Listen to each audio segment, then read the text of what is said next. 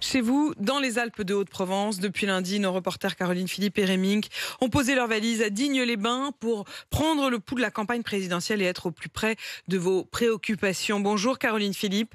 Bonjour Caroline, Apolline. on vous retrouve en direct de Digne-les-Bains. Vous êtes dans l'un des départements les moins vaccinés de France.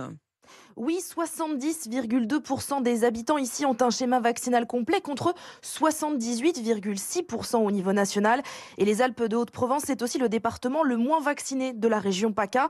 Au quotidien, le Covid semble loin et nous l'avons constaté. Ici, le contrôle du pass sanitaire, par exemple, à l'entrée des cafés et des restaurants est aléatoire. Alors quand on évoque l'allègement des mesures sanitaires, évidemment, le sujet fait réagir. Manœuvre électoraliste ou pas, certains jugent que la levée de ces restrictions rentre dans un calendrier international. D'autres accusent Emmanuel Macron de récupérer des voix. Mais à moins de 2 mois du scrutin présidentiel, une chose est certaine, la gestion de cette crise sanitaire va peser dans le choix des habitants ici, et ce, d'ailleurs, qu'ils soient vaccinés ou non.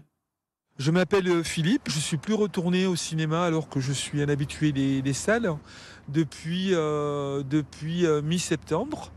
Si on me permet de retourner dans les cafés, les restaurants, le cinéma, la piscine, etc., je reprendrai ma liberté, mais je ne suis pas dupe. Je ne vais pas dire merci Macron. Macron, il fait le mort. Là, il compte les points. Et du coup, quand on regarde du balcon, politiquement, avec le peu de respect que j'ai par rapport à cette manière de faire, il est gagnant. C'est une stratégie machiavélique, et je trouve qu'on a sous-estimé son habileté politique. Je m'appelle Edwige. Je suis vaccinée 3 fois. Je regrette. Moi, je suis pas contente parce que maintenant, on enlève tout. Le gouvernement nous a pris pour des imbéciles. J'ai ce sentiment parce que pourquoi pas l'année dernière, nous n'avons pas fait enlever les masques. Et pourquoi cette année, avant les élections? C'est pas normal.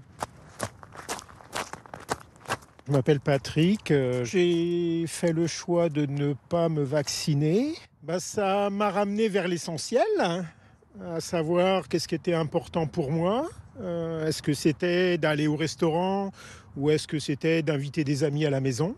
En quoi cette gestion de la crise sanitaire va peser sur votre vote aujourd'hui? Plutôt que de dire on s'est trompé pendant des années, on a démantelé les services publics et notamment l'hôpital public, le gouvernement a dit maintenant c'est la faute des citoyens, vous allez devoir prendre toutes les mesures, mettre un masque, rester confiné chez vous, etc. Moi je dis non. Tout ça, moi, ça me conforte dans le fait que je ne vais pas voter M. Macron, mais ni les partis d'extrême droite non plus, qui continuent dans la même logique de démantèlement en fait, du service public.